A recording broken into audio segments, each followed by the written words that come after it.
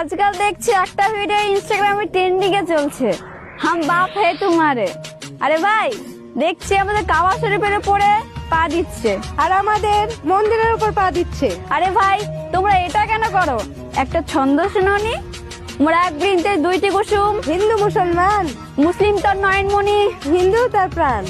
আরে ভাই, হিন্দুদের রক্ত আর মুসলিমদের রক্ত কেটে দেখবেন, রক্ত কিন্তু লালই হয়। আমরা এরকম জাতি ভেদাভেদ করি কেন?